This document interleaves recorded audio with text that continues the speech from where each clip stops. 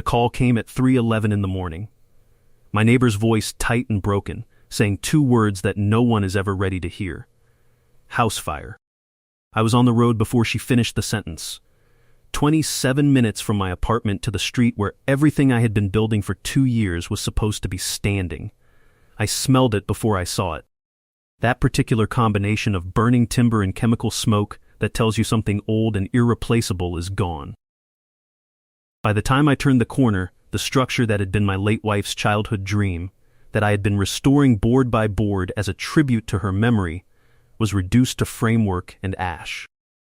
3 fire engines, hoses running across the lawn like pale snakes, neighbors standing in the orange glow in whatever they had been wearing when the alarm woke them, and across the street, engine idling, headlights off, a silver Mercedes SUV.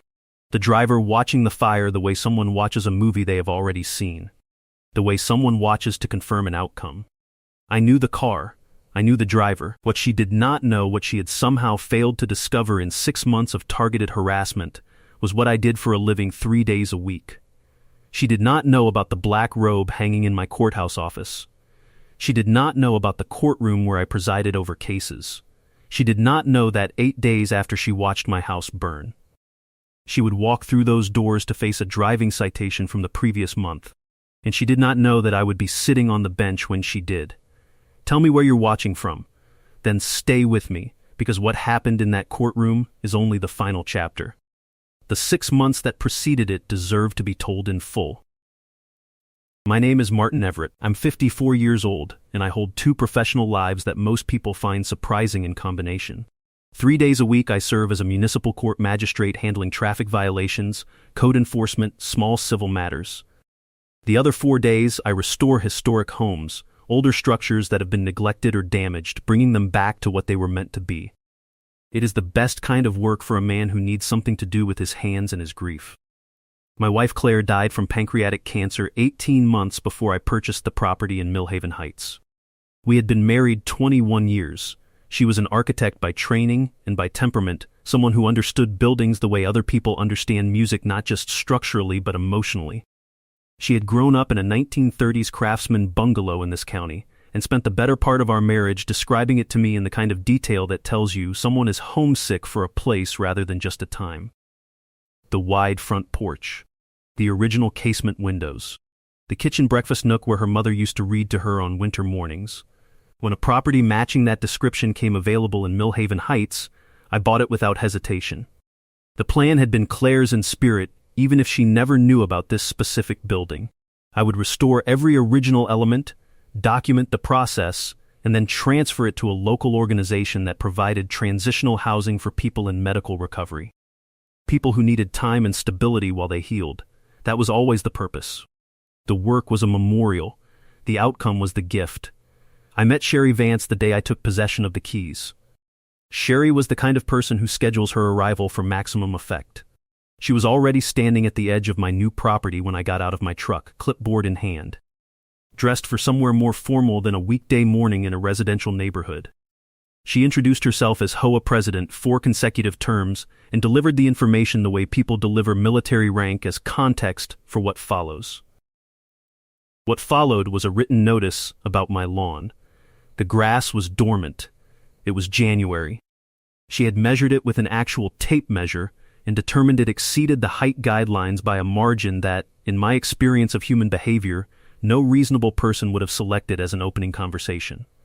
I thanked her, went inside, and spent the first evening of my ownership reading the HOA's governing documents. This is what happens when you spend 15 years handling disputes. You go to the source before you form an opinion. Over the next 6 weeks, I received 11 certified letters. The specific violations ranged from a mailbox shade that Sherry deemed insufficiently dark to a construction dumpster she called an eyesore, despite my permits being visibly posted on the fence. My work truck parked in my own driveway generated 2 separate notices. A paint sample I had brushed onto the back porch, invisible from the street, became a formal aesthetic violation. I noted that my neighbors, several of whom had comparable situations, had received no similar correspondence. The pattern clarified itself during a conversation in my driveway one afternoon when Sherry said something about the character of the neighborhood and the kinds of homeowners who belonged in it. She used a phrase I will not repeat here. It was the kind of phrase that tells you immediately what a situation actually is, regardless of how it has been framed in official letters. This was not about property standards. This was about who she believed should own property in her neighborhood. I had been an inconvenience to her design. I kept every letter. I built a timeline. I photographed every comparable violation among the other homes that had gone unaddressed. I did this the way I do everything when I suspect a matter will eventually require documentation. Completely and in order. The audit request came from the HOA's own bylaws. 6 months into Sherry's harassment campaign, I had spent enough hours in the public meeting minutes to understand the financial picture. The HOA was paying a property management company $8,200 per month to service 44 homes. Industry standard for a community of that size runs between $2,000 and $3,000. The management company was registered to Sherry's sister-in-law. Colorado law requires an independent audit if 10% of homeowners formally request one. 44 homes. 5 signatures. I needed 5 neighbors who had also been watching this happen. I found 7. The petition was filed by certified mail with copies to every homeowner in the development. 3 days after the petition was delivered, I found my garage entry door standing open. I lock it every night without exception, the habit of a man who renovates older structures and understands what tools cost. Inside, my orbital sander had been thrown to the floor hard enough to crack the housing. The refinishing work I had completed on the main hallway floor the previous week had been scratched through in 2 places by something dragged deliberately across the surface. I filed a police report. The responding officer told me that without surveillance footage it would be difficult to pursue. I bought cameras the following afternoon, 4 of them, high resolution, cellular transmission, positioned to cover every approach to the property. I noted the installation date in my documentation file. 2 weeks later, at 3:11 in the morning, my neighbor called. The fire investigators' findings took 4 days. Accelerant had been introduced through the basement window, which had been broken from the outside. Point of origin was deliberate and specific. A neighbor 2 houses down had observed a vehicle matching Sherry's car parked on the cross street at approximately 1:30 in the morning. She had not thought much of it at the time. By the time she mentioned it to investigators, she was certain of the color and body style. Sherry's alibi was that she had been home. Her husband confirmed this. The investigation stalled in the way arson investigations stall when the physical evidence has been partially consumed by the thing it is meant to prove. I did not panic. I did not call the investigators demanding faster action. I went back to the cameras. A week after the fire, while the debris cleanup was underway and the site was still technically active as an arson investigation scene, my motion alert triggered at 2:14 in the afternoon. I watched the footage in real time on my phone. Sherry Vance walking through my property, photographing the damage, crouching to examine the foundation. Then picking up a section of melted pipe from the ash and putting it in her bag. That is evidence removal from an active crime scene. In this state, that is a felony. I forwarded the footage to the lead investigator with a brief note explaining what I was sending and why. Then I waited. This is what 15 years on the bench teaches you. The moment to act is when the evidence is complete, not before. The audit report arrived 60 days after the petition was filed, 49 pages from an independent accounting firm with no local connections and no history with the HOA. The picture it described was not accounting errors. It was a systematic scheme. Ghost invoices submitted under a landscaping contractor's name for work that no one could verify had been performed. 41 separate fraudulent submissions over 34 months. The management company fee structure that had been presented to homeowners as a competitive arrangement had been set by Sherry and paid to her sister-in-law's company without a vote, without competitive bidding, without disclosure of the family relationship. The HOA's reserve fund, which was supposed to be holding $170,000 for emergencies and capital improvements, had a current balance of $6,300. The auditors used specific language in their final section. The word intentional appeared 3 times. The phrase forensic review recommended appeared in the conclusion. Total documented theft, $142,000. I forwarded the report to every homeowner by email. I contacted the State Real Estate Commission, which governs licensed agents, with a formal complaint. I spoke to 5 of the defrauded homeowners individually about the civil recovery process. I explained fiduciary duty to the group the same way I explain legal concepts in court, simply, without drama, focused on what it means practically. Board members cannot use their position for personal gain. When they do, they are personally liable, not the HOA. The ethics complaint that arrived at my courthouse the following week was filed anonymously. It alleged that I had used my judicial position to intimidate an HOA board and access public records for personal gain. The language in the complaint was identical to phrases I had seen in a letter Sherry had sent to the full community the previous month. The letter in which she described the audit as a fabrication and named me specifically as an orchestrator of harassment. The ethics board would investigate, find nothing, and dismiss the complaint. The process takes months. That is the point. It is designed to be expensive in time and attention whether it has merit or not. I called my court supervisor, explained everything from the beginning, and sent the complete documentation file. Her assessment was that I had done nothing wrong and that the complaint would not survive review. She was right. But I understood what Sherry was doing. She was generating smoke, creating the impression of competing allegations, making it harder for anyone watching from a distance to determine who was the problem. I had watched people do this in court for 15 years. It works on people who aren't paying attention. It does not work when the record is clean and documented. She came to my apartment on a Tuesday evening. I do not publish my address. I use a post office box for HOA correspondence. She had found my home address through property records, which required specific searching. I noted this and what it implied about her state of mind. I opened the door. I did not invite her in. I stepped into the hallway. The body camera clipped to my collar had been recording from the moment I heard the knock. I had started wearing it after the false police report. Single-party consent in this state. My conversation. My recording. She looked different from the woman who had stood in my driveway in January with a clipboard and perfect posture. She looked like someone whose plan had begun coming apart and who had not yet adjusted to the new reality. She offered to resign from the HOA. She offered to have her sister-in-law return $100,000 as a good faith payment. She offered to drop the ethics complaint and the defamation demand she had sent through her attorney. In exchange, she wanted me to speak to the district attorney about reducing the criminal exposure. I explained that I was a municipal court magistrate with jurisdiction over traffic matters. I had no authority over felony prosecutions and no mechanism to influence a district attorney's decisions. I explained that what she was asking me to do would constitute obstruction of justice regardless of whether I had the authority she imagined. She said the fire had been meant only to frighten me. She said she did not think it would spread the way it did. I asked her to repeat that. She did not, because by then she had noticed the camera. I told her to leave. I told her to retain a criminal defense attorney, not the one handling her defamation claims, someone who handled felonies. She left the way people leave when they have just understood that the situation is worse than they thought it was. I downloaded the recording to 3 separate drives that night and sent the file to the investigator the following morning with a time-stamped note. The investigator called back in 2 hours. He used the phrase, "This changes things." He said he was taking the footage to the district attorney that afternoon.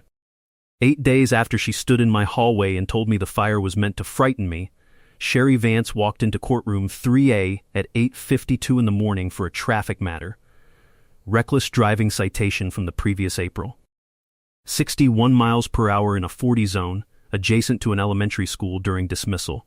The courtroom was more attended than a traffic matter normally produces. Several of the homeowners from Millhaven Heights were in the gallery. The reporter who had been covering the audit story was in the back row. The lead investigator from the arson case was seated near the exit with his arms folded.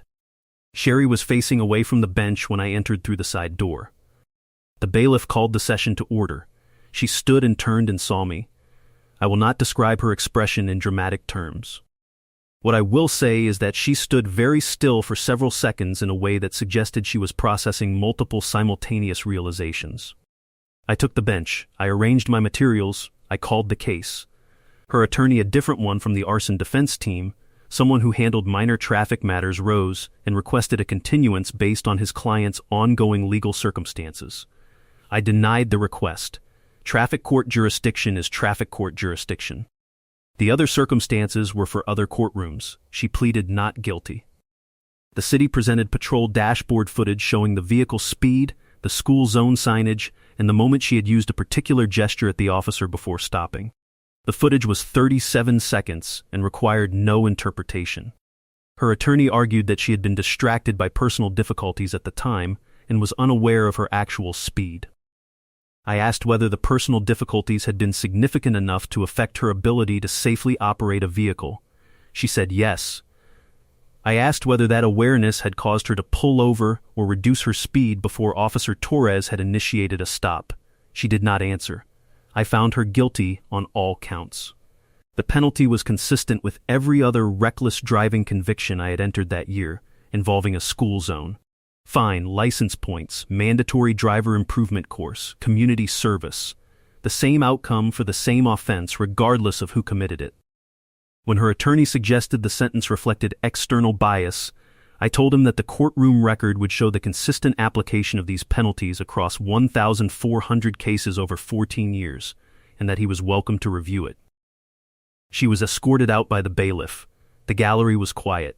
I gathered my papers, stood, and walked through the side door without acknowledging the reaction in the room. The criminal arrest came 6 days later. Arson, evidence tampering, criminal trespass, attempted bribery of a judicial officer. The last charge was for the conversation in my hallway, which the recording documented with complete clarity. The bail hearing set bail at $60,000 cash. Her husband, who filed for divorce the same afternoon, did not appear. She posted bail 2 days later from a private account that subsequent investigation revealed had been funded partially through HOA emergency reserves, resulting in an additional theft charge. The civil lawsuit from the HOA settled before trial. The management company, her sister-in-law's firm, paid $174,000. The LC dissolved during the proceedings. Personal assets were accessed to satisfy the judgment. The HOA recovered the majority of the stolen reserve fund. The criminal case resolved through a plea agreement 13 months after the arrest, guilty on arson and evidence tampering. The bribery charge was reduced in exchange for the plea. The sentence was 2 years, 1 served, 3 years supervised probation following release. Full restitution for the property damage at replacement value. Permanent restraining order from Millhaven Heights and from my courthouse. Permanent revocation of her real estate license by the state commission. Her former board allies resigned before any charges reached them. The ones who had unknowingly benefited from the fraudulent fee waivers cooperated with the audit and were not pursued individually. The house was rebuilt by the following spring, faster than I expected, partly because of insurance and partly because the community that had watched this happen came together around the project in ways I had not anticipated. Neighbors helped with cleanup. A contractor who had been following the news story offered reduced rates. The work was completed in 4 months. I mounted a small brass plate next to the front door on the morning it was ready. It has Claire's name and 2 dates and a sentence she had written in a sketchbook I found after she died. A house is most itself when it is full of people who need to be somewhere safe. The first resident moved in on a Thursday morning. A woman named Dolores, 51 years old, finishing her recovery from a stem cell transplant, trying to get back to something that looked like ordinary life. She brought 3 boxes and a plant and stood in the living room for a long time before she said anything. She said it felt like a place that already knew what it was supposed to be. I told her it had been waiting a while, but it got there. People ask me sometimes whether I regret how long the process took. Whether I should have acted faster, escalated sooner, been less patient with someone who was clearly not going to stop on her own. My honest answer is that I do not regret the pace. Patience is not the same thing as passivity. I was building a record the entire time. Every certified letter preserved, every false complaint filed, every trespass documented, every dollar stolen tracked across 49 pages of forensic accounting. When the moment came to act, the evidence was not ambiguous. It did not require interpretation. It spoke for itself with the particular clarity that only accumulates when you do not interrupt the other person while they are constructing the case against themselves. I learned this in 15 years on the bench. Guilty people talk. Desperate people act impulsively. Given time and documentation, the truth does not require any help. it simply becomes visible. The community in Millhaven Heights is different now. Not dramatically, people still have complaints, still have disagreements about fence heights and parking, but the posture has changed. People who were frightened are not frightened anymore.